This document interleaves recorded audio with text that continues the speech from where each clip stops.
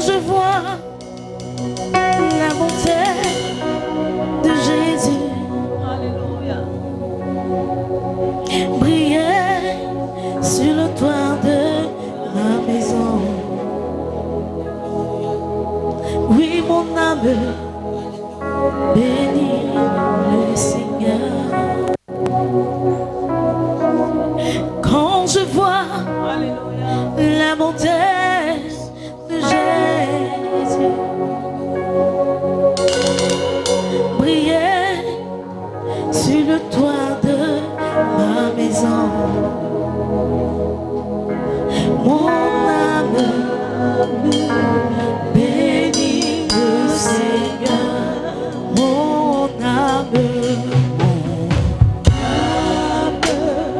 bénit le Seigneur. Mon âme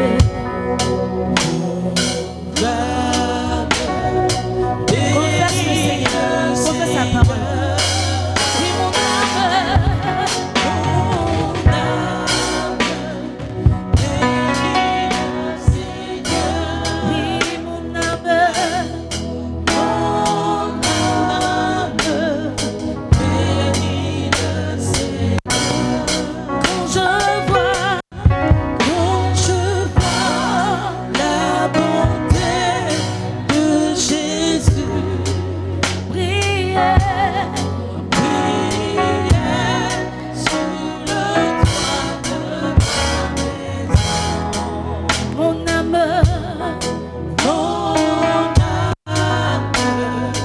bénit le Seigneur.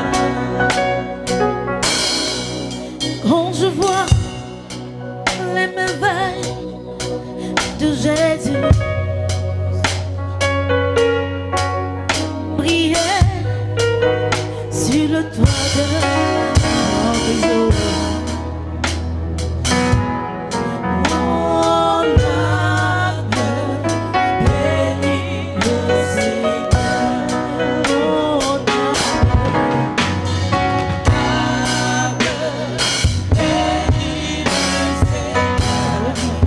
Mon âme bénit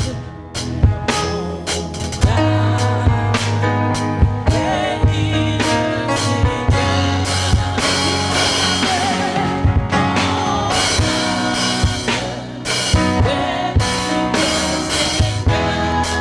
Oui, mon âme,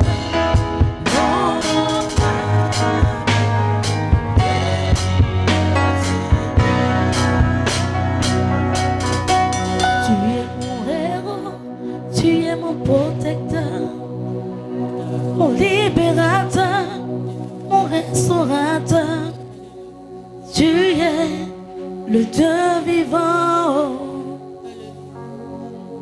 nul n'est comme toi.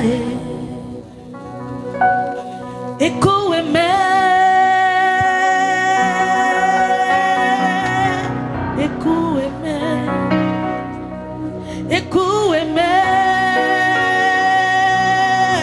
écho aimé. You are the living God. Is there no one like you? Tu es mon héros, tu es mon protecteur, mon libérateur, mon confident. Tu es le tout-puissant, nul n'est comme toi. Tu es le Dieu glorieux, nul n'est comme toi. Tu guéris les malades, tu restaures le cœur brisé. Tu es celui qui dit et la chose arrive. Tu es le tout-puissant. Is there no one like you? Écho aimé,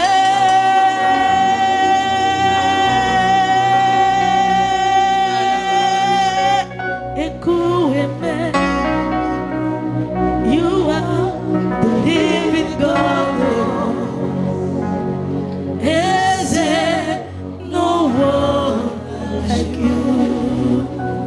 Tu guéris les malades, tu ressors le cœur brisé. Tu es le père des orphelins, tu es le mari des veuves. Tu es le Tout-Puissant. Aisé, aisé, aisé, aisé, aisé, aisé, aisé, aisé, no one.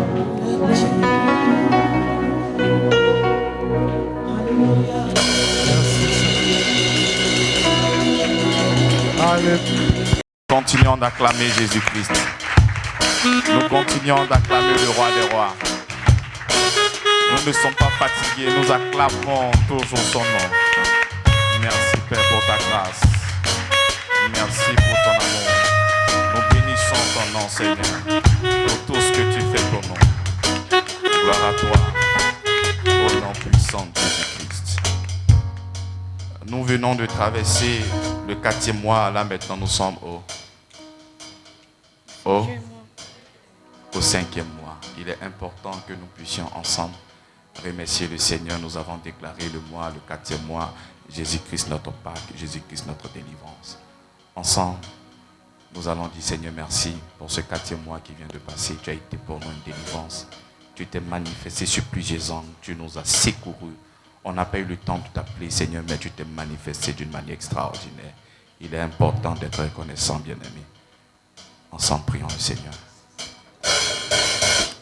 Seigneur, merci pour ta grâce, Père. Merci pour ton amour, ta bonté et ta fidélité. La main sur le cœur, nous sommes là d'un commun accord, Seigneur, pour te célébrer et te dire merci pour tout ce que tu as fait pour nous tout au long de ce mois qui vient de passer. Ce mois d'avril, Père, tu as été avec moi, tu as été avec mes enfants, tu as été avec Grâce sur Grâce, tu as été avec mes frères, tu as été avec mes sœurs. Seigneur, tu as été toujours là, tu t'es manifesté d'une manière extraordinaire, Seigneur. Nous voulons te dire merci pour ta grâce, Père. Merci pour ta bonté. Merci pour ta fidélité. Tu nous as secourus. Tu n'as pas été un slogan dans ma bouche. Tu n'as pas été un slogan, Seigneur. Tu as été là. Et ces versets se sont manifestés dans ma vie, Seigneur. Tu m'as secouru, tu m'as délivré, Seigneur. Lorsque les gens formaient des complots contre moi, Père, c'est toi qui m'as gardé, c'est toi qui m'as préservé. Tu m'as préservé du mal. Tu m'as préservé du malin. Et je te suis infiniment reconnaissant. Merci Seigneur pour ta grâce. Merci pour ta bonté, Jésus-Christ. Tu es tellement grand, tu es tellement bon, tu es tellement formidable, Père. Merci Seigneur pour ta bonté. Tu es grand, tu es formidable, Seigneur. Béni sois-tu, Père éternel. Vas-y, prie ton Père, célèbre-le. Dis-lui merci pour tout ce qu'il a fait. Au nom puissant de Jésus-Christ. Alléluia. Amen. Nous allons confier ce mois, ce 5e mois. Le mois de quoi? Le mois de mai. Ensemble, nous allons faire cette déclaration-là, ensemble. Je reçois ta révélation. Je reçois la révélation de la puissance extraordinaire de Jésus-Christ. Mon Seigneur est tout puissant. Je le reçois comme tel. Je le perçois comme tel. Je suis imprégné de la conscience de son amour, de son omnipotence, de son omniscience, de son omniprésence, au nom de Jésus-Christ. La même puissance qui a ressuscité Jésus-Christ d'entre les morts agit dans ma vie, en moi et en ma faveur, au nom de Jésus-Christ. La même puissance qui a élevé Jésus-Christ au-dessus de toute autorité, de toute principauté, de toute force des ténèbres, m'accompagne chaque jour de ma vie et me confère la victoire au nom de Jésus-Christ. Par la puissance de Jésus-Christ, toute la volonté de Dieu sera pleinement révélée en moi, par moi, au nom de Jésus-Christ. Par la puissance de la croix, tout ce que Satan et ses agents ont planifié à mon sujet, à mon entreprise, à ma mission, à mon ministère, à ma destinée et à l'échec. Au nom de Jésus-Christ. Tandis que tout ce que le Seigneur a déclaré, tout ce que le Seigneur a prévu à mon sujet se manifeste au nom de Jésus-Christ. Par la puissance de la résurrection, toute activité, toute déclaration négative, toute pensée occulte contre ma vie est annulée et sans effet au nom de Jésus-Christ. À la fin de ce mois, de cette année, je réfléchirai. J'aurai traversé la mer Rouge. J'aurai surmonté des obstacles, ayant vaincu des géants. Ayant vaincu des géants. Quand je regarde dans le rétroviseur,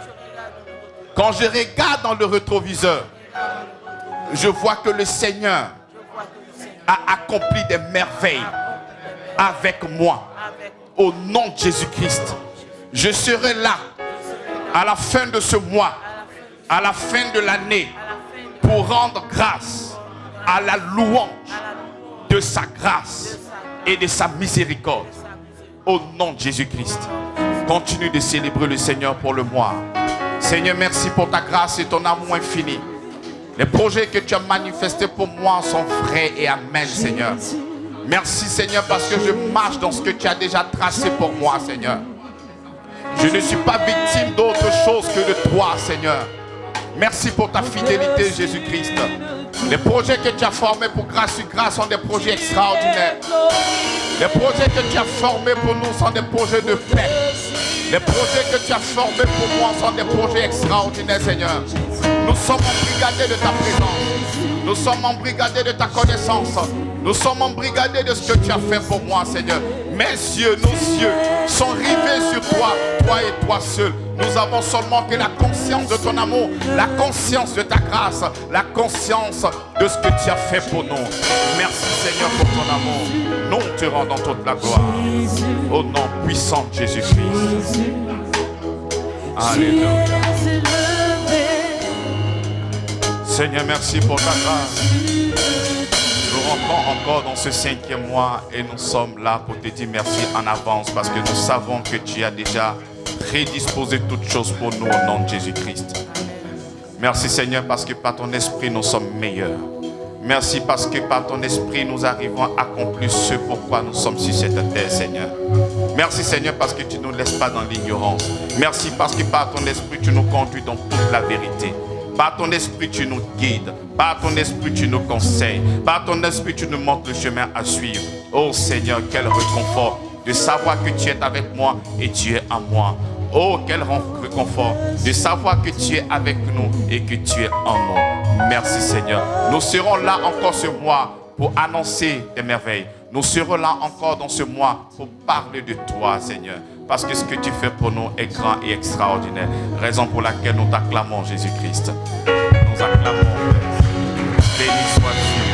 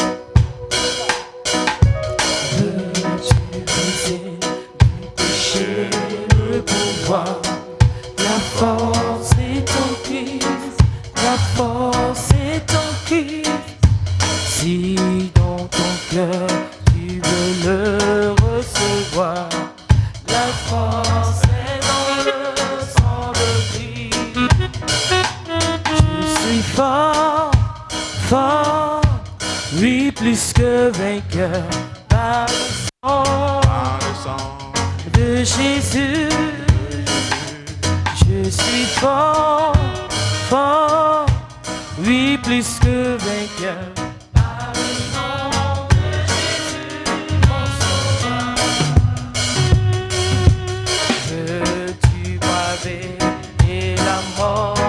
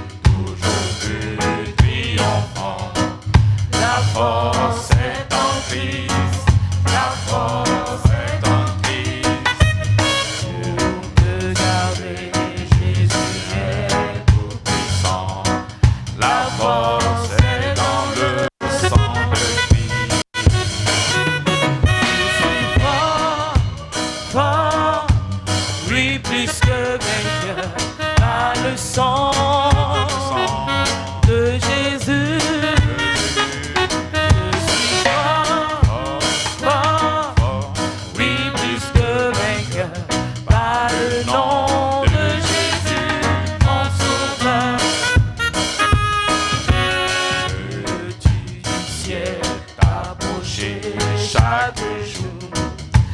Force est en Christ, la force est en Christ. Avec Jésus demeuré pour toujours. La force est dans le sang de Christ. Je suis fort, oui, plus que vainqueur, par le sang de Jésus. Je suis fort, oui, plus que vainqueur, par le nom de Jésus, mon sauveur. Je suis fort, oui, plus que vainqueur, par le sang de Jésus.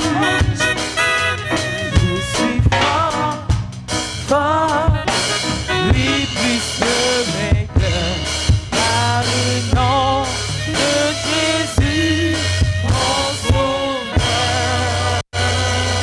Nous acclamons Jésus-Christ. Amen. Veux-tu braver et la mort et l'enfer? La force est où ça? Veuillez vous asseoir. La force est en Christ. La force n'est pas dans du matériel, mais la force est uniquement qu'en Christ. En dehors de Christ, nous n'avons pas de force qui existe. S'il y a une autre force qui existe, c'est une force qui ne vient pas de lui. Veux-tu toujours marcher pur et triomphant? Si oui, la force se trouve où? En Christ. Ce n'est pas dans ta sanctification à toi, mais dans ce que Jésus-Christ a fait pour toi à la croix de Golgotha. Parce que si tu veux parler de sanctification en visant ce que toi tu fais, ta sanctification ne pourra jamais être une sanctification pour le Seigneur. Parce que c'est lui qui est notre sanctification. Bon, toute chose que tu souhaites avoir, bien-aimé, il faut savoir que la puissance, la force se trouve uniquement qu'en Christ. Amen. Au nom puissant de Jésus-Christ. Je suis content de vous voir ce dimanche. J'ai dit, je suis content de vous voir ce dimanche. Alléluia. Cette semaine a été vraiment magnifique. Le Seigneur nous fait beaucoup de grâce. Sa bonté se manifeste chaque jour. Et je crois même au soir de cette semaine, maintenant nous faisons beaucoup de promotions sur Internet. On appelle ça sponsoring. Non? On ne fait que sponsoriser nos vidéos, nos enseignements, afin que toutes ces personnes soient informées que nous sommes en train de prêcher le véritable évangile. Et je crois que nous arrivons à trouver, la parole arrive à cibler certaines personnes. Il y a quelqu'un qui m'a appelé comme ça, je crois que le samedi, il m'a dit, est-ce que c'est le pasteur Avi, le leader de l'église? J'ai dit, oui, c'est moi. Il dit, il est traducteur. Voilà. Lorsqu'il entend la prédication, elle est tellement extraordinaire qu'il faut donner l'opportunité aux anglophones aussi de comprendre le message que vous êtes en train de prêcher. Il dit, c'est extraordinaire, la mission est encore embryonnaire, on n'a pas envie de déployer tout un système. Et lui, il peut le faire. Donc, il sera là ce dimanche-là. J'ai dit, bon? Il dit, oui. Donc, à 8h, il m'a appelé, il m'a dit, pasteur, je suis déjà là. J'ai dit, bon? J'aimerais le saluer. Bonne arrivée. Donc, bientôt, selon la grâce du Seigneur, nous allons avoir la prédication aussi en anglais, afin de pouvoir attirer plusieurs personnes. Amen. Amen. Et je sais aussi qu'il y a beaucoup d'anglophones. Les anglophones, acclamez le Seigneur pour votre vie. Alors, nous sommes toujours dans notre démarche. Jésus-Christ, notre Pâques. Aujourd'hui, nous sommes au quel numéro? Au 7e numéro. Et nous avons véritablement parlé de Jésus-Christ, notre délivrance, mais il y a un aspect qu'il ne faudrait pas oublier, la résurrection. Alléluia. C'est vrai que la Bible nous déclare que Jésus-Christ a été livré pour nos offenses, mais il est important de parler de la résurrection. Parce que si nous ne parlons pas de la résurrection, ça sera une prédication inachevée. Voilà, il faudrait achever la prédication en parlant de quoi? De la résurrection. Lorsque nous prenons Romains chapitre 4 à partir du verset 25, qu'est-ce qu'il nous dit? Il dit, lequel a été livré pour nos offenses. Lequel a été livré pour nos offenses. Christ a été livré. Pourquoi? Pour nos offenses. Livré pour nos péchés. Livré pour nos maladies. Livré pour toutes ces difficultés. Et lorsque tu continues le texte, et est ressuscité, pourquoi? Pour notre justification. C'est comme ça que du premier numéro jusqu'au 6e numéro, nous avons démontré effectivement que Jésus-Christ a été livré, pourquoi? Pour nos péchés. Et nous avons même pris Hébreux chapitre 10 qui disait tu n'as voulu ni sacrifice ni offrande, voilà pourquoi tu m'as formé un corps pour faire au Père ta volonté. Donc la volonté de Dieu, c'est que Christ meure pour nous à la croix de Golgotha. Mieux, nous avons vu même au verset 4 que le sang des taureaux, le sang des boucs n'avait pas la capacité de pouvoir faire quoi? De pouvoir ôter les péchés. Donc nous avons vu que l'Ancien Testament, bien vrai qu'il y avait des sacrifices, des moutons, des bœufs et autres, mais ce sacrifice n'avait pas la capacité d'effacer les péchés. Le sacrifice ne pouvait seulement que couvrir un temps soit peu. Chaque année, il fallait à chaque fois refaire le sacrifice. Et le sacrifice de Jésus-Christ n'est pas un sacrifice que nous devions faire à chaque fois, mais c'était une fois pour toutes. Et à la croix, nous avons vu le Seigneur Jésus-Christ faire cette déclaration. Et quelle est cette déclaration? Il a dit, tout est accompli. De par cette déclaration, nous savons que ce n'est pas quelque chose qui est arrivé d'une manière hasardeuse. Parce qu'au soir de ton activité, quand tu arrives à un niveau et que tu dis que tout est accompli, cela montre que lorsque tu étais en train de faire tout ça, il y avait quelque chose dans ton esprit. Et lorsque tu fais cette déclaration, c'est parce que effectivement, ce pourquoi tu es venu a atteint le quoi? Est-ce que vous êtes là? A atteint le quoi? Le but. On est d'accord? C'est pour ça qu'il est venu. Tu n'as voulu ni sacrifice ni offrande. Voilà pourquoi tu m'as formé un corps pour faire au Père ta volonté. Donc en ce moment, lorsqu'il est à la croix, il est l'agneau de Dieu, sans défaut pour le péché de l'humanité. Donc quand il arrive là, il a effectivement accompli ce pourquoi Dieu l'a envoyé. Amen ou pas amen? Et c'est comme ça qu'à la croix, il a dit que tout est accompli. Mais lorsque le Seigneur dit tout est accompli, enfin, lorsque Jésus-Christ, homme, est sur la croix et il dit tout est accompli. Par exemple, si je te dis tout est accompli, qu'est-ce que tu réponds? Amen. Tu réponds Amen. Donc lorsque Jésus dit tout est accompli, mais il faudrait que Dieu dise Amen. Parce que le tout est accompli peut engager seulement la déclaration de Jésus-Christ. Qu'est-ce qui prouve que véritablement tout est accompli? Parce que tu peux dire des choses et ça n'engage pas Dieu. C'est vrai que la Bible déclare que tu n'as voulu ni sacrifice ni offrande. Voilà pourquoi tu m'as formé un corps. Mais est-ce que Dieu agrée véritablement le sacrifice qui a été fait? Parce qu'il faudrait avoir une réponse de l'œuvre qu'il a faite à la croix de Golgotha. Donc si nous devons seulement que limiter là à la croix, Christ est mort. Mais ça ne sera pas différent parce qu'il n'était pas la seule personne qui était à la croix. Il y avait aussi des brigands qui étaient aussi à la croix. Donc si nous nous limitons seulement qu'à l'œuvre de la croix en disant que tout est accompli, je crois que ce n'est pas encore achevé. Parce que ce n'est pas la seule personne qui est morte à la croix de Golgotha. Il y avait plusieurs personnes qui sont restées à la croix de Golgotha. Mais quelle est donc la différence? Qu'est-ce qui prouve que le Seigneur, Dieu créateur du ciel et de la terre, a agréé le sacrifice de qui? De Jésus-Christ. Vous êtes là? Il a fait, tout est accompli.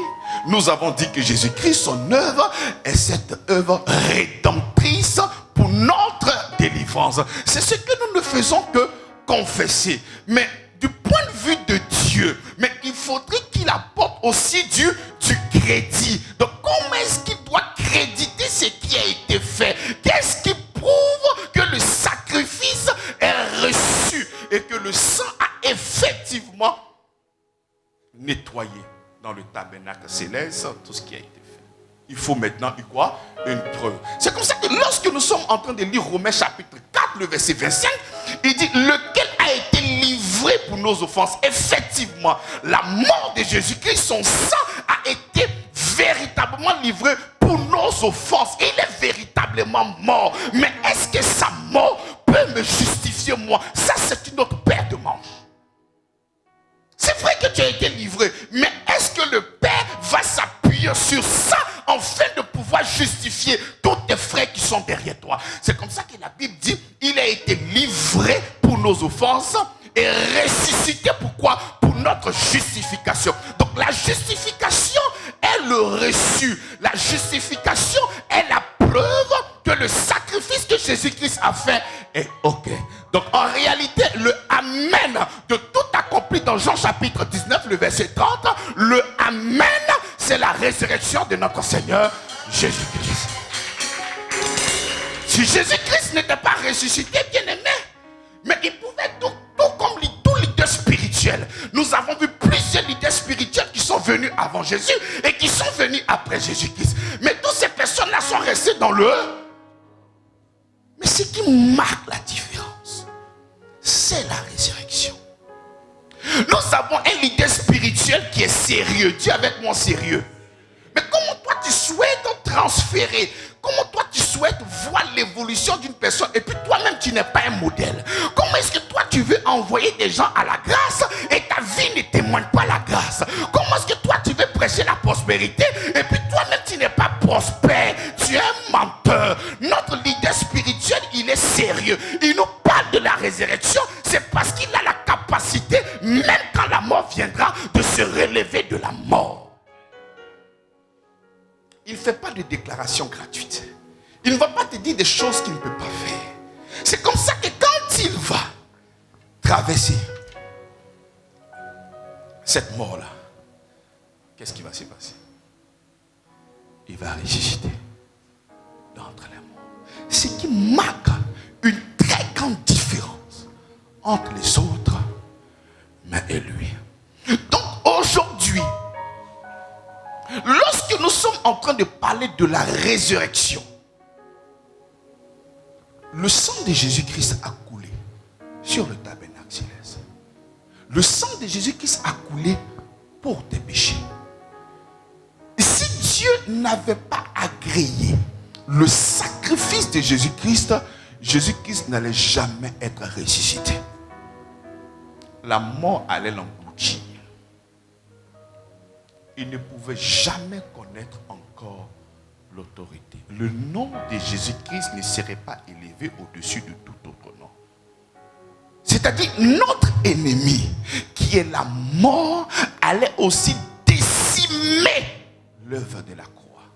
Et l'œuvre de la croix serait vaine.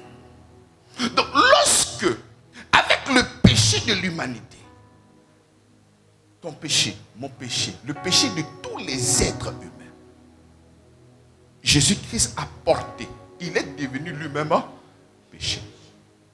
Donc lorsqu'il y a le péché, c'est seulement que la mort, il n'y a pas d'autre solution. Et quand lui il devient péché, il arrive à mourir et à revenir d'entre les morts. Cela prouve que le Seigneur a agréé véritablement le sacrifice. Voilà pourquoi il a pu triompher de quoi? De la mort. Et cette fois-ci, le Seigneur va te justifier, non pas à cause de ce que tu fais, mais à cause de ce que Jésus-Christ a fait à la croix de Golgotha. Et c'est comme ça que, lorsque tu payes ta facture de courant, tu peux le payer par quoi? Par Orange Money. Tu peux te déplacer en agence et payer ta facture de courant. N'est-ce pas? Tu finis de payer, une semaine après, les gars de la CIE veulent venir couper le courant. Qu'est-ce que tu feras? tu vas montrer ta... Donc si c'est ton téléphone, tu vas montrer le reçu que tu as reçu. Pour dire, voici la preuve que j'ai payé ma facture. C'est comme ça que la résurrection est la preuve que Jésus-Christ m'a justifié. Tu vas mourir, je ne peux pas mourir. Pourquoi? Jésus-Christ est ressuscité d'entre les morts. Donc si la mort n'a pas pu le retenir, la mort ne peut pas aussi, moi, me localiser. La mort ne pourra jamais me retenir. Voici la preuve que lorsque tu meurs avec le Christ, tu te relèves d'entre les morts. Voici une preuve. Donc la résurrection des morts existe. Il y avait même une doctrine qui défiait la résurrection, qui disait qu'il n'y a pas de résurrection d'entre les morts. Jésus-Christ est ressuscité. C'est la preuve que moi, quand je vais traverser la vallée de l'homme de la mort, la vallée de l'homme de la mort ne pourra pas me retenir. Parce qu'il y a une lumière qui m'attire. Et cette lumière, c'est le Christ. Il est la lumière des hommes. C'est cette lumière-là qui me pousse. La vallée ne pourra pas résister. La vallée ne pourra pas te phagocyter. Parce qu'il y a une lumière qui est avec toi. Donc c'est la preuve qu'aucune chose ne pourra avoir de la hauteur, de la suprématie sur toi. Si ce n'est que le Christ. Si il a vaincu la mort, c'est la maladie qui ne va pas vaincre. Mais l'esprit qui a ressuscité Jésus-Christ d'entre les morts, il habite où? L'esprit qui a ressuscité Jésus-Christ d'entre les morts habite où ça? Il habite où? Non, je ne crois pas. J'ai dit l'esprit qui a ressuscité Jésus-Christ d'entre les morts, il habite où ça? Il habite où? Non, je ne crois pas. J'ai dit l'esprit qui se mouvait au-dessus des eaux, l'esprit qui a créé le ciel et la terre, l'esprit qui a ressuscité Jésus-Christ d'entre les morts, j'ai dit il habite où ça? Il habite en toi et toi tu es assis là. Dieu habite en toi et toi tu es assis comme ça. J'ai dit le créateur du ciel et de la terre. J'ai dit c'est lui qui a créé les eaux, c'est lui qui a créé les cieux, c'est lui qui a divisé la mer par son anel, c'est lui qui a tout fait. La Bible déclare qu'il habite en toi. C'est-à-dire la mort ne peut pas te vaincre. Le chef bandit s'appelle la mort. Ses petits frères s'appellent maladie. Ses petits frères s'appellent envoûtement. Donc si nous on a vaincu le chef bandit, toi maladie là, toi tu vas m'envoyer où ça? On a vaincu toi ton chef bandit, le maître du gang qui est la mort. L'esprit qui a ressuscité Jésus-Christ là, il habite en moi. Et puis toi maladie, toi le petit de la mort, toi tu as venu m'intimider, sacrilège. Mais comment est-ce que toi tu vas m'intimider? Comment tu vas m'intimider? Comment? J'ai frappé ton grand frère, j'ai frappé ton aîné, j'ai frappé tes aïeux, j'ai tout frappé. Et puis toi un fœtus, toi un avorton, tu vas venir pour dire que j'ai été terrassé. Mais apparemment tu n'es pas informé. Tu ne sais pas que tu as été vaincu. Mais va regarder à la croix. Jésus-Christ est descendu, mais il y a quelque chose qui est encore là-bas. Le vieil homme a été crucifié. C'est là-bas que tu es. Mais comment est-ce que toi tu vas imaginer que tu vas me vaincre? Dans quel monde? Et puis nous voyons des chrétiens, Seigneur, faut pas que la maladie va me tuer. Tu as l'esprit de vie en Jésus-Christ, celui qui a ressuscité les morts, et tu es en train de demander pardon pour ne pas que toi tu puisses mourir. Ça c'est une carence. Tu as un véritable problème. Tu ne connais pas ton identité. Tu souffres.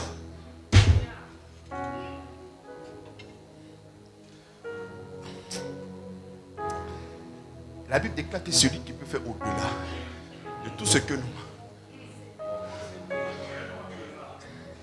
Cet esprit, il est où ça? Celui qui agit où ça? En nous. Oh, la puissance ne va pas quitter au ciel. ça ne va pas quitter dans les eaux, ça ne va pas quitter dans le sel, ça ne va pas quitter dans les huiles d'onction, ça va quitter l'esprit qui agit en moi, pas ailleurs, pas dans la vie de mon pasteur, pas dans la vie de quelqu'un, mais ça va sortir. Il dit, si tu crois, l'eau vive couleront de ton sein. La guérison va sortir de là. Parce que c'est de là que Christ est ressuscité. C'est de l'intérieur qu'il est ressuscité. Tu portes la vie en toi. Et toi, tu as peur de chercher la vie ailleurs. Tu portes la vie en toi. Et toi, tu cherches des selles pour avoir la délivrance. Les Américains disent, are you okay? Est-ce que ça va? Ressuscité pour notre justification. Qu'est-ce que cela veut dire? Lorsque la maladie va vouloir, tu t'es trompé d'adresse, je suis justifié, tu n'as pas le droit de venir, continue ta route. Il y a d'autres personnes qui sont là, je pense que tu peux aller te proliférer là-bas. Mais ici là, nous sommes un peuple saint, nous sommes un peuple justifié. Donc toi tu n'as pas le droit de venir là. La raison de la maladie, c'est la mort. La raison de la mort, c'est le péché. Mais il est venu, il a été livré à cause de nos péchés, ressuscité pour notre justification. Cela veut dire, quand la mort et ses sous-produits vont venir dans ta vie, toi tu montes le reçu pour dire, ton décret de mort ne fonctionne plus sur ma vie. Ton décret de malédiction ne fonctionne plus sur ma vie. Ton décret de mendicité ne fonctionne plus sur ma vie. Parce que moi, j'ai été racheté. Parce que moi, il y a le ressuscité. Toi, tu n'as pas le droit de rester là. Allez, va-t'en.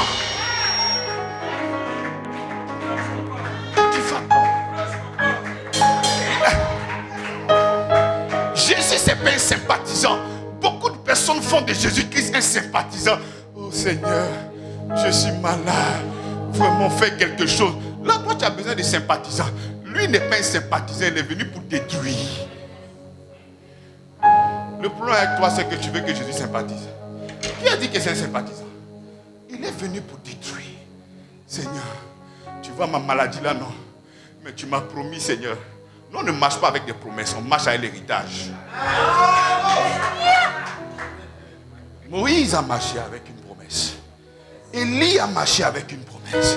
Mais toutes ces personnes de l'Ancien Testament, mais ils ont marché avec des promesses. Mais si moi je dois venir dans le christianisme et marcher avec des promesses, mais je ne suis pas différent de l'Ancien Testament.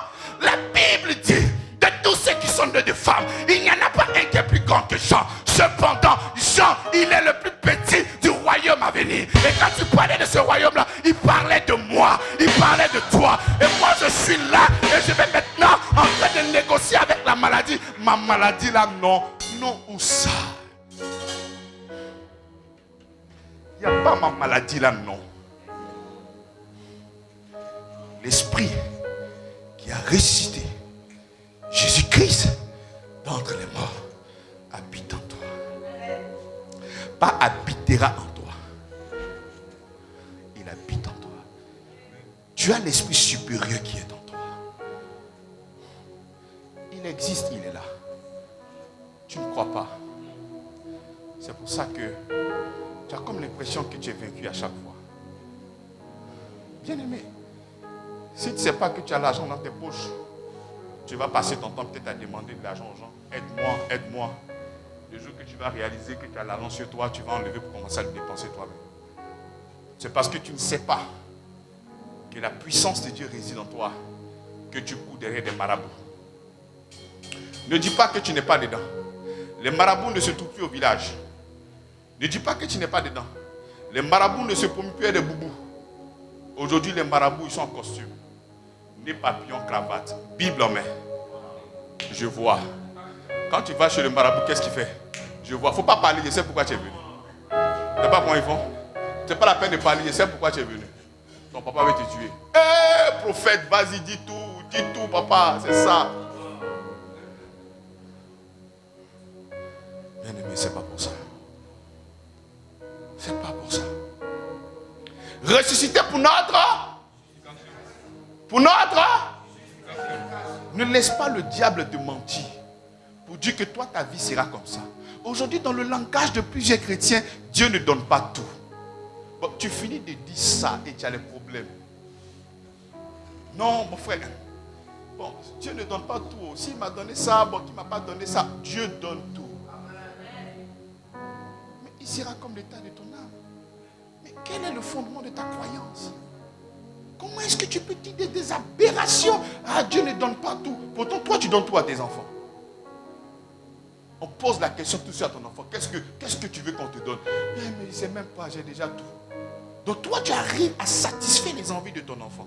Mais Dieu ne peut pas tout te donner. Moi, il a tout donné. À toi, il t'a pas tout donné, mais moi, il m'a tout donné. Et puis, n'essaie pas de voir avec tes yeux charnels. Parce que si tu regardes les yeux charnels, tu peux regarder un manque. Moi, je ne vois pas avec mes yeux charnels. Je regarde avec mes yeux spirituels. C'est comme ça que la Bible dit que Dieu illumine les yeux de votre cœur pour voir quelle est la gloire qui est attachée à votre. C'est lorsque vous regardez avec vos yeux remplis de problèmes là. C'est là que vous voyez des manques. Mais en Christ, il n'y a pas de manque. Nous avons tout. Celui qui a tout. Tout. C'est pas parce que tu ne vois pas que ces choses-là n'existent pas. Attends-moi un peu. Reste là. Attends. Attends. Il y a quelqu'un qui m'a appelé tout à l'heure. Mais je suis parti à l'église, je n'étais pas vu. Il dit, tu es parti dans quelle église? Il dit, mais à la DB. J'ai dit non. Non. Il faut venir vivre ici. Hein. Sinon, bientôt, tu vas venir. Quand on va t'appeler, on va te dire qu'on n'est plus là. On est encore parti. Il faut patienter. Tu vas voir. Tu vas voir. Ce n'est pas la course. Mais nous savons que nous sommes rapides. C'est parce que nous voulons construire quelque chose de fort et de puissant. Quelque chose qui sera indétrônable. Lorsque tu veux construire un gratte-ciel, tu ne commences pas avec une fondation faible. Tu vas aller très loin. Pendant que d'autres personnes, ça pousse. Mais lui là, qu'est-ce qu'il fait? Il est encore en bas. Oui, ça fait rien. Il est encore en bas. Mais c'est à cause de ce qui va sortir. Ce qui va sortir, ça sera un gratte-ciel. Ça sera quelque chose de puissant. Les autres peuvent commencer avant toi. Mais la finalité, Dieu va se glorifier au travers de toi. Ce n'est pas une compétition. Mais nous savons où nous allons. Et c'est le Christ qui nous conduit. Et nous savons qu'avec lui, il n'y a pas d'échec. Il n'y a point d'échec. Et c'est ça la résurrection. Nous nous portons. Mais regardez. Mais si tu étais là, Lazare n'allait pas mourir. Vous lisez le texte là facilement qui vous parle. Mais si Jésus est là, Lazare ne peut pas mourir. Il ne peut pas mourir. Parce que la résurrection est là. La mort ne peut pas venir. Il y a une histoire. Il y a un quartier qu'on appelle minuit. Un quartier qu'on appelle minuit. Là-bas, il fait toujours nuit. Et il y a une personne qui s'appelle le soleil. Donc il dit, il a entendu parler du village qu'on appelle là. Moi je vais aller. Oh, d'accord, non? Donc il a pris le soleil. Ils sont arrivés dans le quartier qu'on appelle minuit. Donc le gars cherche le village où il fait toujours nuit, il cherche. Et il y a un passant qui passe. Mais c'est pas ici le quartier qu'on appelle minuit là. Je suis en train de chercher. Il dit, mais tu as le soleil, non? Oui. Aussi longtemps que le soleil sera là, minuit ne peut pas exister. Toi tu as le ressuscité en toi. Mais la mort ne peut pas venir s'installer. Donc quand elle dit, si tu étais là, Lazare n'allait pas mourir. Ce n'est pas qu'il allait venir imposer ses mains. Parce que quand il était mort, il n'a pas imposé les mains. Il a dit, sors. Et il dit, je parle, non pas à cause de Lazare, non pas à cause du Seigneur, mais à cause de ceux qui me comptent.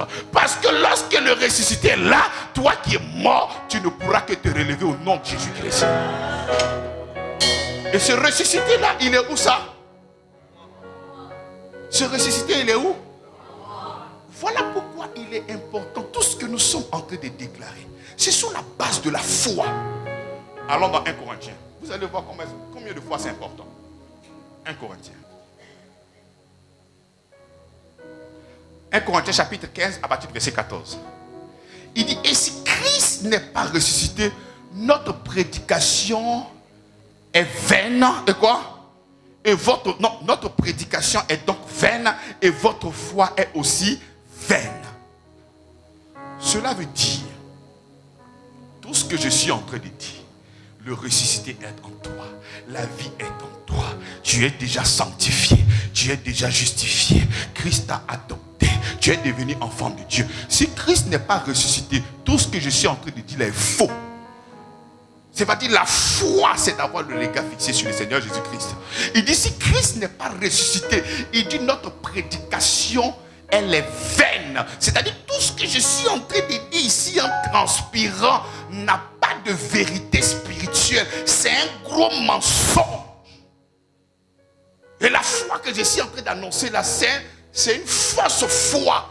Parce que toi, ton idée spirituelle là, ils l'ont enterré, il n'a pas pu se réveiller. Donc quelqu'un qui n'a pas pu se réveiller, mais comment est-ce qu'il va venir toi te réveiller? Donc arrêtez de mentir aux gens en disant que celui qui croit au moins aura ou bien à la vie éternelle. C'est faux, tu ne peux pas avoir la vie éternelle. Donc nous serons même des prédicateurs, des menteurs, parce que nous sommes en train de travailler contre Dieu, parce qu'il n'a pas ressuscité Jésus-Christ entre les morts.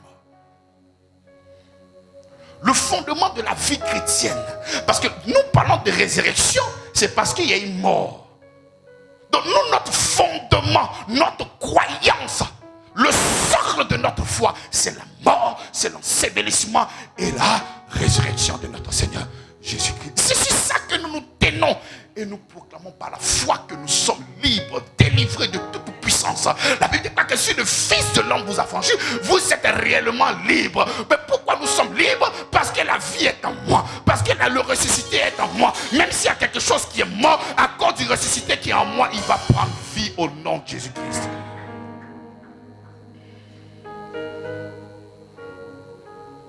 Il dit, et si Christ n'est pas ressuscité, notre prédication est donc vaine. Et votre foi aussi est vaine.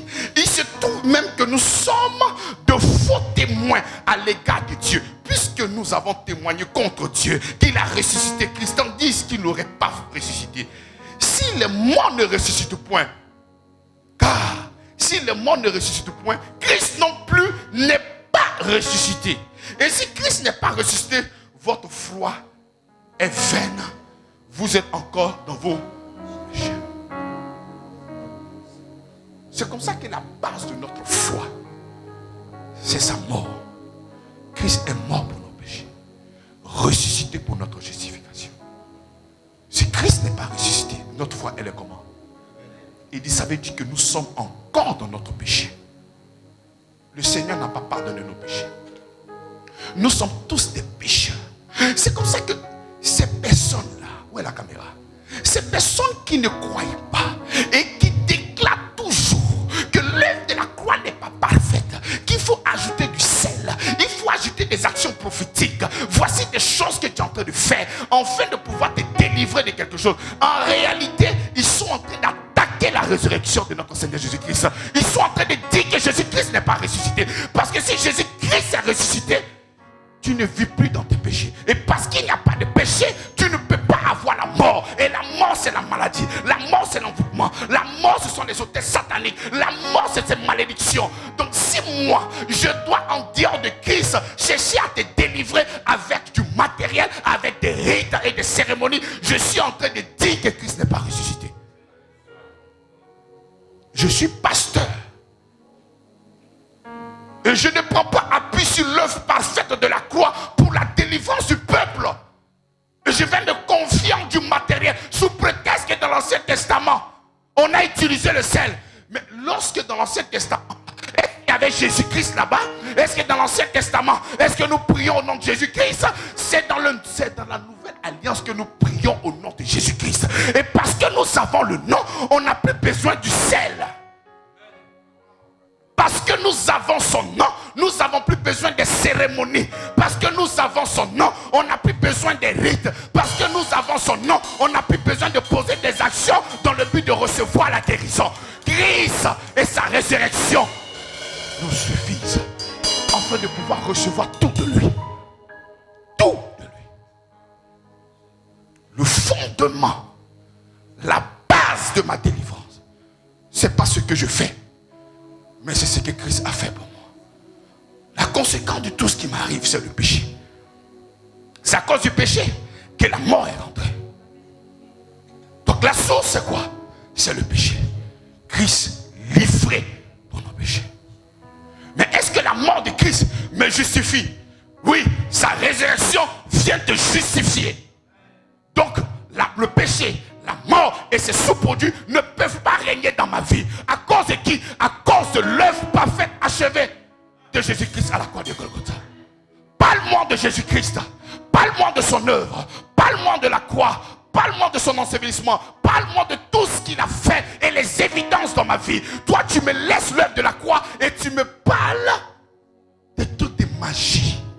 Tu me parles des anges. Tu me parles de l'huile. Tu me parles du sel. Tu me parles des ail. Tu me parles de citron. Il y a des gens qu'on a infantilisés ici. Il faut aller devant une banque, une institution financière. Tu vas prendre le sable et on va venir prier pour toi pour que l'argent de la banque là soit transféré dans ton compte. Toi, tu es un féticheur. C'est-à-dire même le diable même a peur de toi. Serviteur, pas de Jésus-Christ, serviteur de ton propre ventre. Tu as envie de voler l'argent des gens. C'est pour ça que lorsque nous sommes en train de proclamer l'évidence de la croix, ça suscite la joie dans le cœur des élus, mais la haine pour ceux qui veulent manger, bouffer, escroquer. Le service du Seigneur. Donc cette parole, ça crée la joie dans le cœur de certaines personnes et le mépris dans le cœur de certaines personnes. Mais pourquoi cette parole te fait mal? Pourquoi on te dit que l'œuvre de la croix, elle est parfaite pour délivrer les gens et tu as mal? Pourquoi? Comme ils n'ont plus de thème, ils vont remplacer l'évangile maintenant par la spiritualité. Mais si nous voulons aller dans la spiritualité, vous êtes des enfants. Parce que dans notre village, avant que le christianisme arrive, nos parents là, c'était des adorateurs. Ils étaient déjà dans la spiritualité. La spiritualité ne fait pas filiation seulement qu'avec le Christ. Il y a aussi les démons qui sont dans la spiritualité.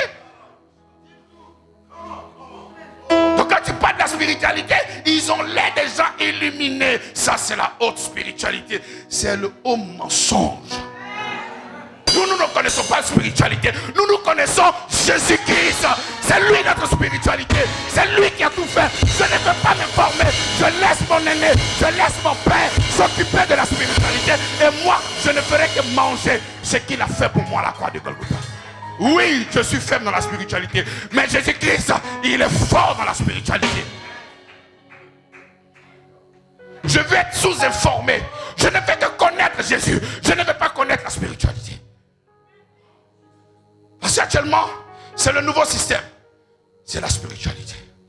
Tu vas voir des gens qui vont parler de la spiritualité pendant 1 heure de temps. Et le nom de Jésus-Christ n'est pas cité.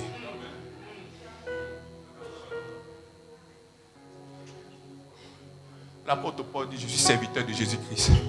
Il ne dit pas que je suis serviteur de la spiritualité. Mais le féticheur, mais il est spirituel. Mais le franc-maçon, mais il est spirituel. Mais quel est le problème? Tout cela, c'est la spiritualité. Mais il y a la bonne spiritualité et la mauvaise spiritualité. Mais toi, tu te trouves où ça?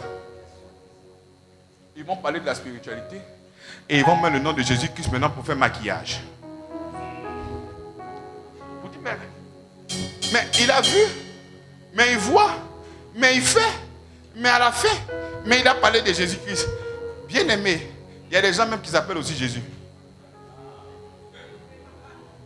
Mon fils s'appelle Christ. Je peux appeler aussi Jésus-Christ. Mais on saura si le véritable est lié à l'œuvre de la croix. Le véritable est lié à sa mort. Le véritable est lié à son ensevelissement. Le véritable est lié à sa résurrection. Toi, tu me parles d'un Jésus et tu ne me pointes pas l'œuvre de la croix. Tu me parles d'un Jésus, tu ne me parles pas de ses souffrances. Tu me parles d'un Jésus, tu ne me montres pas ce qu'il a fait pour moi. Et toi, tu viens remplacer ce nom de Jésus-Christ en me disant que toi, tu es dans la spiritualité. Quelle est cette spiritualité? Je suis remonté parce que j'ai été victime de cette spiritualité. Il y a 7 ans, 8 ans de cela, on m'a dit c'est vrai que tu aimes le Seigneur. Mais il faudrait maintenant que tu montes un cran. Et tu vois, quand tu parles comme ça, tu as envie de grandir. Je dis, je suis disposé, parle-moi. Dans l'Ancien Testament, il y avait des cultes sacerdotaux. Il faudrait que tu arrives maintenant à faire des cultes sacerdotaux. Je dis, ah bon? Ah, mais c'est très bien. Pour faire le culte sacerdotal, il te faut des vêtements sacerdotaux. Il te faut le chandelier. Il te faut des bougies. Il te faut le, comment on appelle, le talit. Et il te faut maintenant trouver une chambre spéciale où quand tu entres là-bas, chaque bougie allumée, tu envoies un ange en mission. Envoie un ange en mission. Quand il était en train de parler comme ça, j'ai dit, waouh Seigneur, tu m'as mis enfin sur le chemin. Parce que là, je vais te connaître véritablement, papa. Et j'ai commencé à bénir le Seigneur. Seigneur, merci. Merci. Et je rentre à la maison. Nous sommes des gens, on ne fait rien dans la dentelle. Tellement qu'on veut bien faire. Le chandelier, on a payé le grand, on a payé le petit. Au cas où le grand là lance les trop puissants, on prend le petit pour les petites missions. Le talit, tout ça, chante. Et tu commences le service.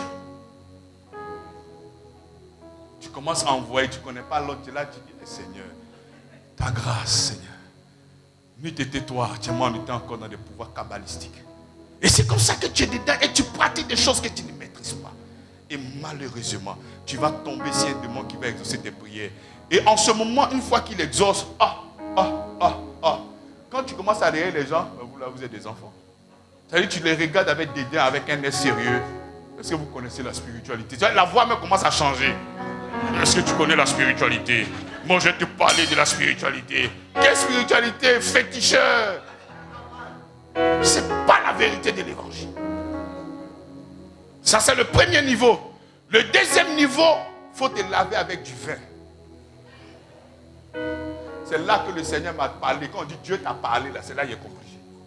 Ce n'est pas une voix audible, mais c'est comme quelque chose qui te parle à l'intérieur de toi. J'ai pris le vin. J'ai mis dans le seau. Seigneur, parce que je veux monter en spiritualité. J'ai pris le vin dans le seau. J'ai pris, j'ai mis sur moi une fois. Comme ça. Et quand je me suis levé, je me suis vu dans le miroir. Quand j'ai vu le sang sur moi, il y a une voix qui dit, est-ce que tu n'es pas un féticheur? Est-ce que tu n'es pas différent d'un féticheur? J'avais honte. J'ai versé le reste. Je me suis rincé, je suis sorti. Mon fils, oui, tu as fait? Oui, c'est propre, j'ai fait. Seigneur, je ne veux plus faire ça. Après, on m'a donné un pot de 5 litres. Il y avait l'huile d'onction. Il y avait beaucoup de choses, beaucoup de combinaisons. Et je devais prendre ça pour me laver. Pour monter dans la spiritualité. Pour que les anges me reconnaissent. C'était 5 litres que tout le monde a pris. Les 5 litres, non. 1 litre, c'est ce que les gens ont pris.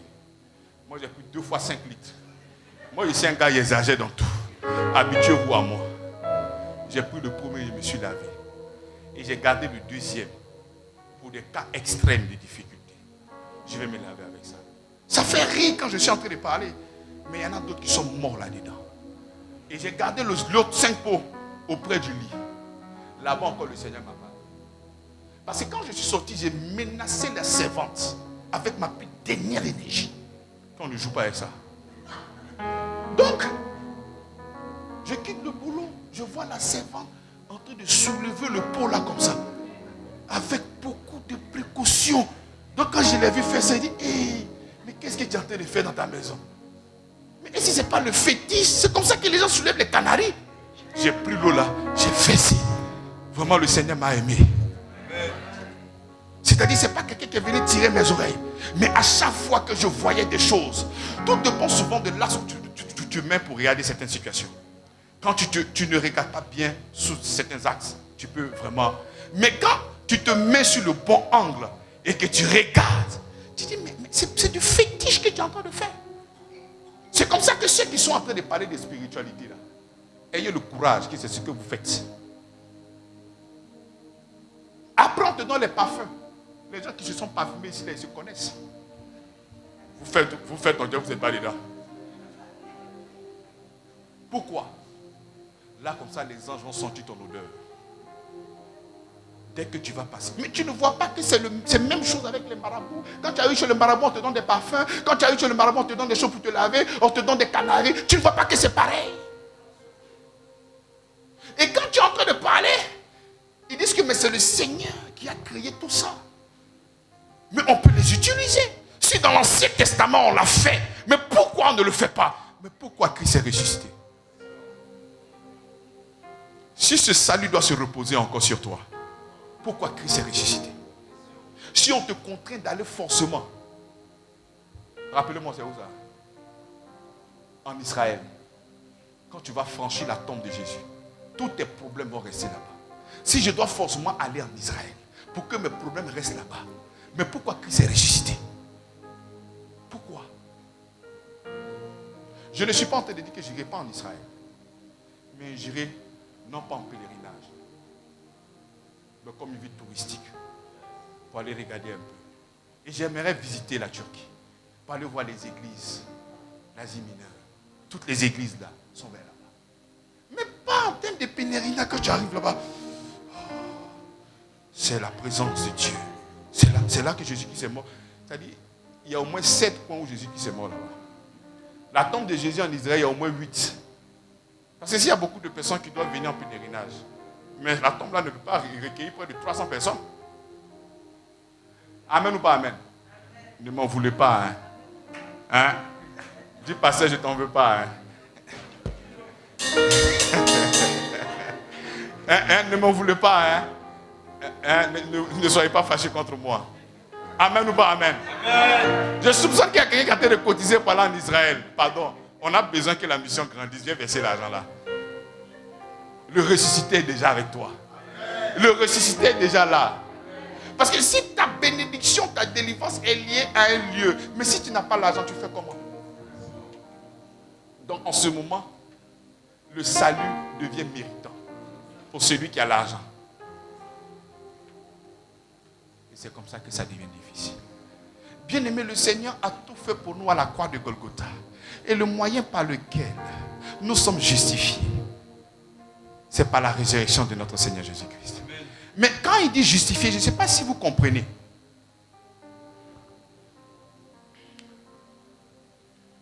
On te demandera sûrement, voici des choses que tu dois poser comme action pour que Dieu te bénisse. Donc tu es béni à cause de quoi?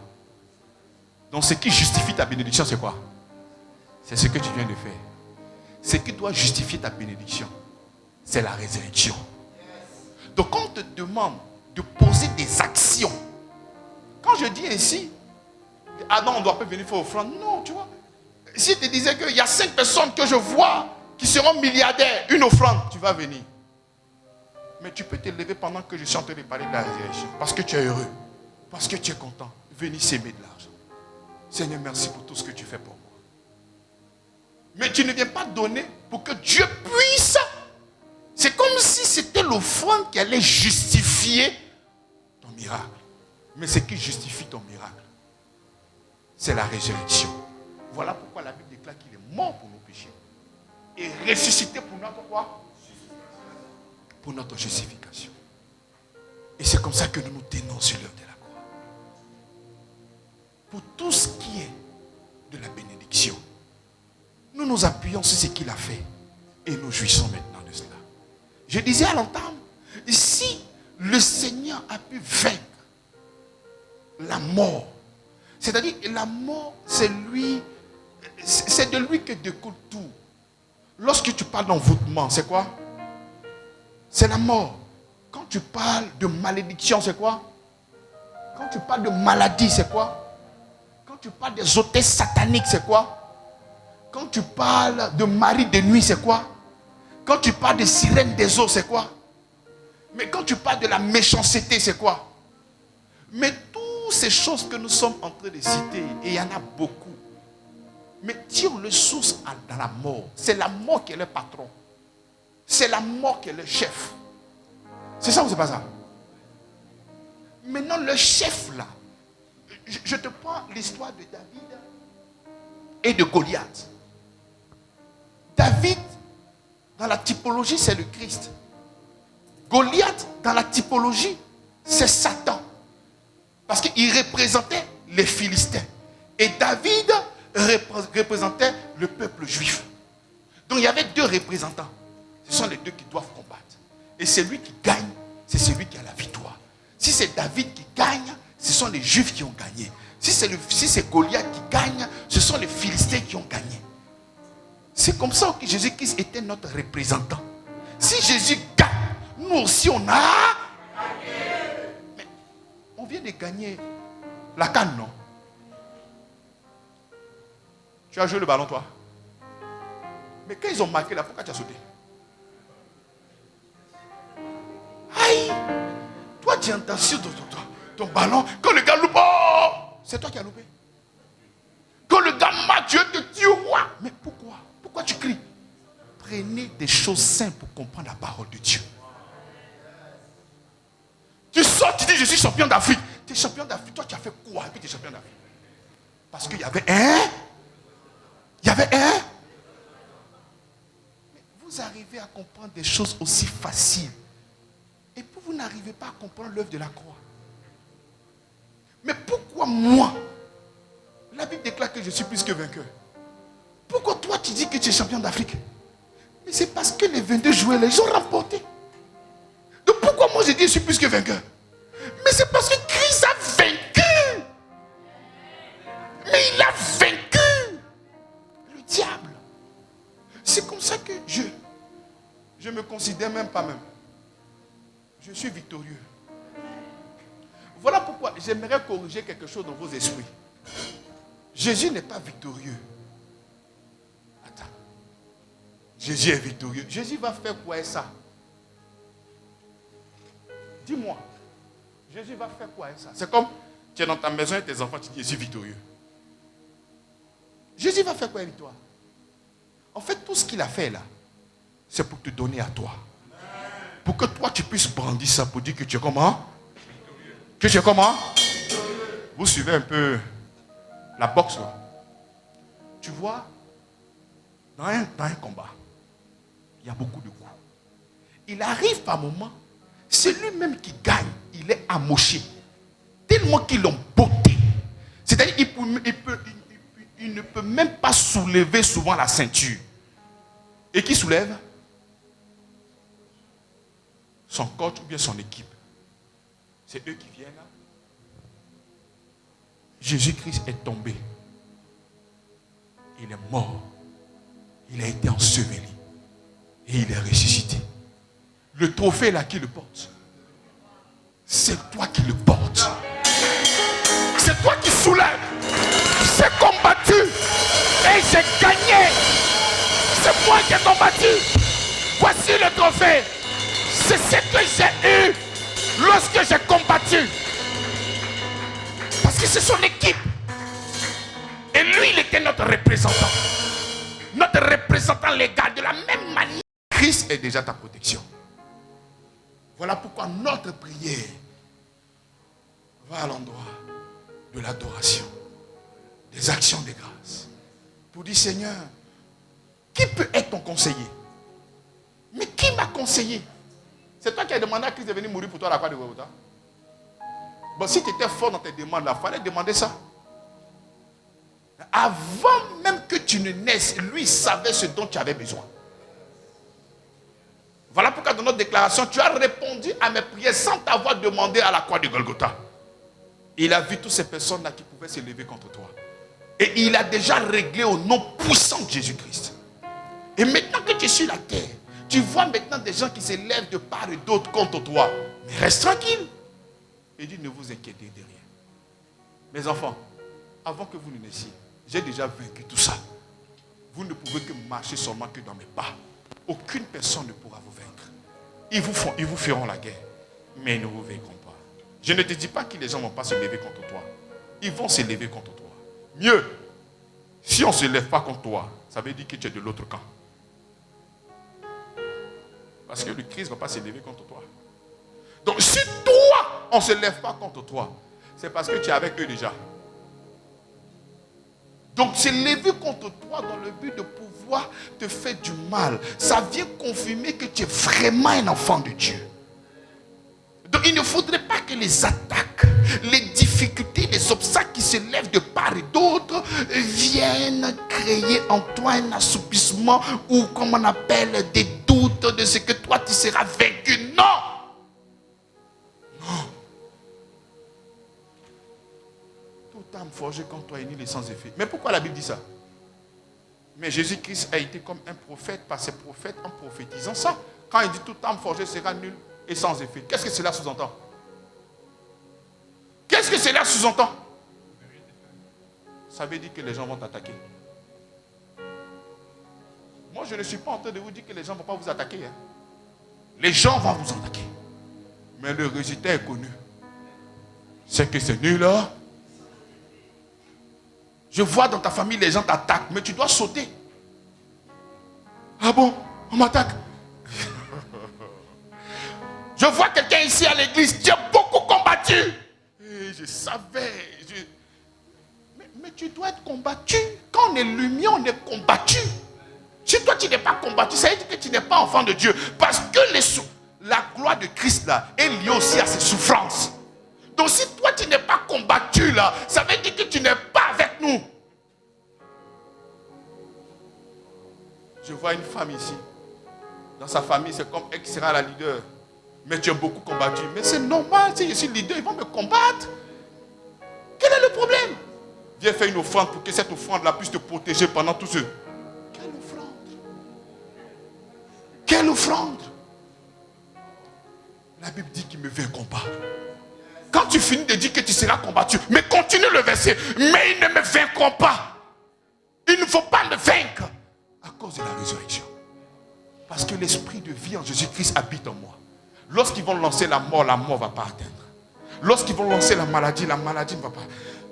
La Bible dit en mon nom, vous allez boire. Qu'est-ce que cela sous-entend? Ça veut dire que les gens vont t'empoisonner. Ce n'est pas de fuir ton micro pour aller prêcher. C'est d'avoir la confiance. Moi, je veux que la honte tombe sur lui. Si moi, je viens te servir comme Dieu, je préfère ça. Parce que moi, je vais rester fidèle à tes écritures. La Bible déclare que ce n'est pas la foi. Et ce n'est pas la foi que je vais continuer. Aujourd'hui, il y a beaucoup de terreur dans des églises. Je me souviens lorsque j'ai fait venir le vieux Jean Bosco Kinomba. On m'a dit, pasteur, tu n'es pas venu avec ta chair. J'ai dit, mais pourquoi moi, je n'ai pas... Ah, ici, on ne prêche pas les chairs.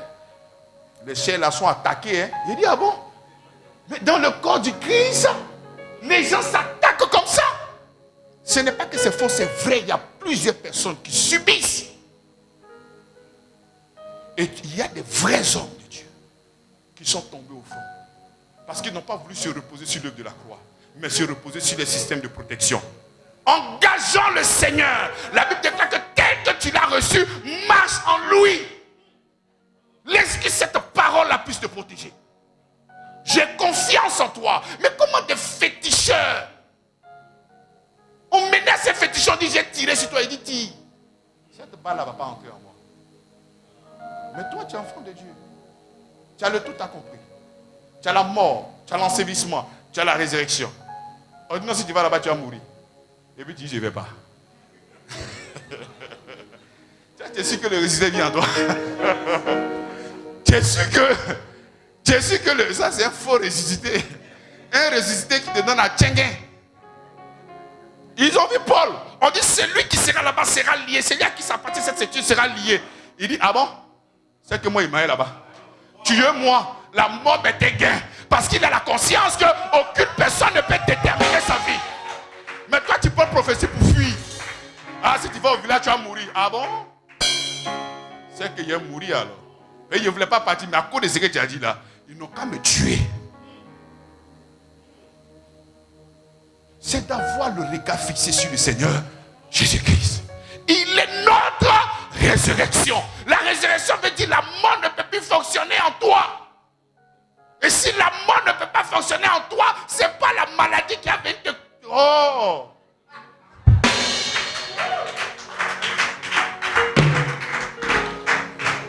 Il y avait, je ne sais pas si c'est un chant de Zougouman. Il dit, lui, il a fini à Mami Wata. Donc il a vu une fille, c'est pas Tenyani Nyani là, qui va moi me faire peur. On a fini avec maître Satan. On l'a vanié ça à la croix de Golgotha. Et puis toi, tu as venu me dire que non, moi, il est empoisonné. Moi, j'ai te vaincre. Non, attends. Tu veux qu'on fasse sortir là-bas?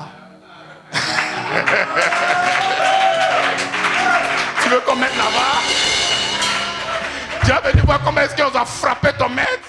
Là-bas! Christ est ressuscité!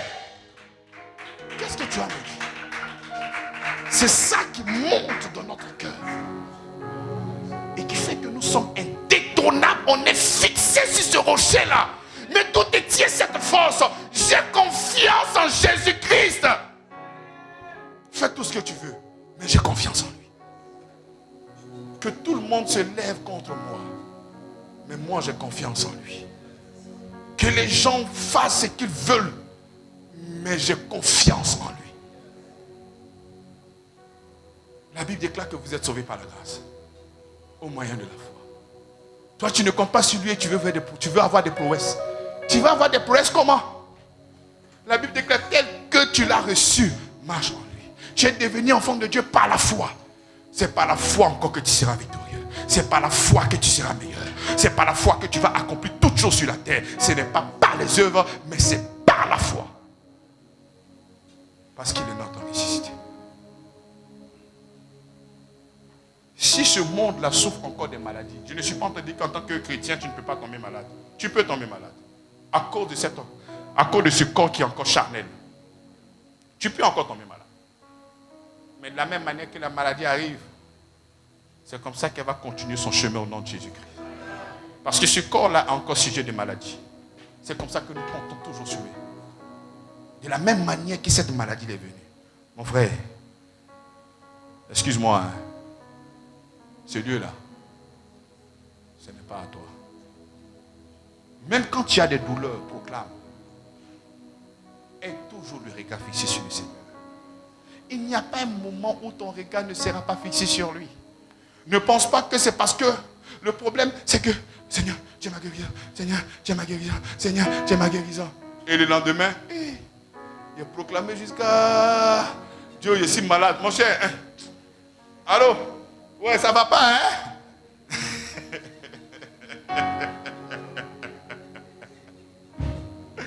Parce que là, il parle pas, il y a la résurrection, il y a la résurrection. Moi, c'est chaud chez moi. Mes activités, ça ne marche pas. C'est compliqué. Tu es sa résurrection, tu es sa résurrection. Quand tu vas quitter là, peut-être ce soir, tu vas prier. Tu es ma résurrection, tu es ma résurrection. Le soir, tu es ma résurrection. Demain, tu vois qu'il n'y a pas popote. Oh, vraiment. Ces histoires de Dieu là, même les gars, ils nous emballent ça seulement. Et les problèmes sont là. Bien-aimé, il y a quelque chose dans les fruits qu'on appelle la persévérance. Et cette persévérance, ce n'est pas la multiplication des mots. Non, pas comme les pharisiens, mais votre Père sait. Sois serein. Il faudrait que l'épreuve produise en vous la patience. Le problème avec toi, tu n'es pas patient. Pour toi, c'est wassa wassa. C'est comme ça que le féticheur fait tout pour t'attirer. Viens, ta société va marcher. Viens, je vais te donner l'argent. Tu aimes ça. Alors que le Seigneur veut aller très loin avec toi. Il faudrait qu'il puisse construire la patience dans ton cœur. Il faudrait que l'épreuve de votre foi, parce que ta foi sera éprouvée, non pas par Dieu, mais des difficultés qui seront sur la terre. Et dans cette difficulté-là, on saura si tu as le regard fixé sur le Seigneur. C'est comme ça. Voilà pourquoi, même les maux de tête que vous avez, engagez toujours l'esprit. Engagez toujours. Parce que si vous avez des petites maladies, maux de tête, palus, toujours ces médicaments, sans avoir le regard fixé sur le Seigneur. Le jour qu'il aura une maladie coriace, ça sera difficile pour toi de compter sur le Seigneur. Parce que tu n'as pas cette habitude-là de compter sur lui. Donc même pour des choses simples, comptons toujours sur le Seigneur Jésus-Christ. Et lorsque les choses seront pénibles, tu as déjà une expérience. Tu as déjà des informations. Tu as déjà expérimenté. C'est comme ça que tu vois dans l'Ancien Testament, quand les gens voulaient livrer bataille, ils se souvenaient des victoires que le Seigneur leur a déjà données. Seigneur, c'est toi qui as fait ci. Seigneur, c'est toi qui as fait ça. Donc lorsque tu seras dans les difficultés, Seigneur, la dernière fois, c'est toi qui l'as fait. Encore, tu l'as fait. Et aujourd'hui, je sais encore que tu auras le fait. Parce qu'en plus de la parole, tu as une expérience. Et ça devient encore puissant dans ta vie. C'est comme ça que même pour des petites choses, vos enfants sont malades. Rapidement, tu as une carte d'assurance, c'est très bien. Mais avant de l'envoyer, Seigneur, je bénis ton nom pour ta grâce et ton nom. Tu sais, la foi en Jésus-Christ, ça te rend dingue. La foi en Jésus-Christ, c'est bizarre, hein? C'est bizarre. Tu ne peux pas être aimé Je me rappelle du début. Quand j'ai commencé à percevoir le message de la grâce, du véritable évangile, j'étais tellement... Oh là là, je suis tombé malade. Je faisais près de 42 degrés de fièvre. C'était chaud sur moi. Dès que tu rentres dans la chambre, une chaleur terrible. Tu sens que tu... Oh. Mais qui ça, tu es malade? Qui ça? Même ma manière de parler, tu sens que j'étais faible. Qui ça, moi? Je ne suis pas malade. Hein? Ils ont appelé ma soeur, on dit ton frère va mourir ici. Hein? Elle m'appelle, mais il faut partir à l'hôpital. Il dit, bon, il faut m'envoyer 500 000 pour aller à l'hôpital. Elle dit, bon, c'est bon, Jésus va te guérir. Comme je la connais, je sais comment, je sais qu'est-ce qu'il faut toucher. Et puis, elle va commencer à manifester la foi. Il dit, on va 500 000, elle est partie à Farah. Elle dit, non, Jésus va te guérir. Il dit, nous bénissons le Seigneur. Mais j'étais là comme ça, malade. J'ai dit, Seigneur, si moi je dois être ton prédicateur, je veux expérimenter la guérison en dehors des médicaments. Je ne suis pas en train de dire que prendre les médicaments c'est mauvais. Je ne sais pas ce qu'ils sont en train de dire. Parce que les gens toujours ils aiment prendre le réveil de la prédication pour aller faire ce qu'ils veulent. Je dis, je vais expérimenter. Je ne vais pas parler des choses que je ne maîtrise pas. Je vais expérimenter ça. Et j'ai expérimenté la guérison. Sans toutefois passer par là. Il faut toujours croire au Seigneur Jésus-Christ. Et le jour qu'il aura des difficultés, tu sais que tu as déjà expérimenté ça. Et il est capable de le faire. Mais toi, tu as tout ça et tu n'expérimentes pas. Il n'y a rien, tu n'expérimentes pas l'œuvre de la croix. Même quand tu dis que Jésus guérit, tu ne peux pas transférer quelqu'un dans ce domaine de la guérison. Parce que même quand tu parles, on voit que tu te retiens, on voit que c'est faible. La prédication, ça ne ment pas. Quand tu as déjà expérimenté quelque chose, quand tu parles, on le sait. Quand c'est juste un message copié sur Internet, quand tu parles aussi, on le sait. C'est comme ça que nous devons expérimenter l'œuvre de la croix. Il est vraiment ressuscité pour notre justification. Nous allons nous lever pour prier le Seigneur.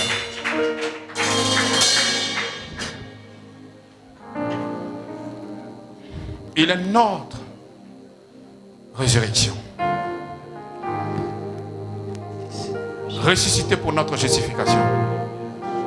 Bien-aimé, que personne ne te mente. Toute la bénédiction se trouve en Christ. Et le regard fixé sur lui. Et le regard fixé sur lui. Seigneur, merci pour ta grâce.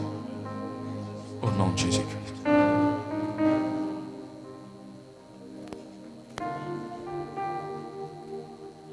Nous prions. Seigneur, merci pour ton amour, ta bonté et ta fidélité. Tu as été livré pour nos offenses, ressuscité pour notre justification. Seigneur, ce qui justifie toute chose, c'est ta résurrection. Je ne m'appuierai sur rien si ce n'est que l'œuvre de ta croix. Merci pour ta grâce, ton amour infini. Merci pour tout ce que tu fais, Seigneur. Je bénis ton nom pour ta grâce et ton amour infini. Seigneur, merci. Ta résurrection est la preuve que nous sommes justifiés. Ta résurrection est la preuve que nous sommes sanctifiés. La résurrection est la preuve que nous sommes réconciliés avec toi. La résurrection est la preuve que nous sommes unis avec toi. La résurrection est la preuve que nous baignons dans la vie et cette vie est en abondance. La résurrection est la preuve que je suis imbattable. La résurrection est la preuve que je ne serai jamais vaincu parce que je suis victorieuse. Oh Seigneur, ta résurrection prouve que c'est pourquoi tu m'as envoyé sur la terre, je l'accomplirai au nom puissant de Jésus-Christ. Ta résurrection est extraordinaire dans ma vie. Merci. Vas-y, ouvre ta bouche. S'il y a des difficultés au niveau de tes finances, j'engage le ressuscité là dans tes finances. S'il y avait des difficultés au niveau de ta santé, j'engage le ressuscité maintenant. Si tu voulais voir quelque chose sortir de tes entrailles, j'engage le ressuscité maintenant au nom puissant de Jésus-Christ. Tu rendras témoignage de cette prédication reçue ici à Grâce sur Grâce, qu'il est véritablement ton ressuscité. La vie découle en toi, la vie est en toi, la vision est en toi. Ne te laisse pas intimider par ce que tu vois, mais crois en ce qui est en toi, crois au dépôt qui est en toi, crois que tu es régénéré. Tu es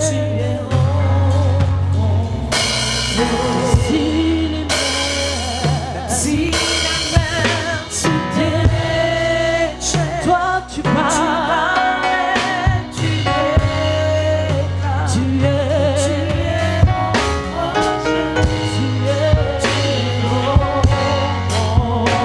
Oh,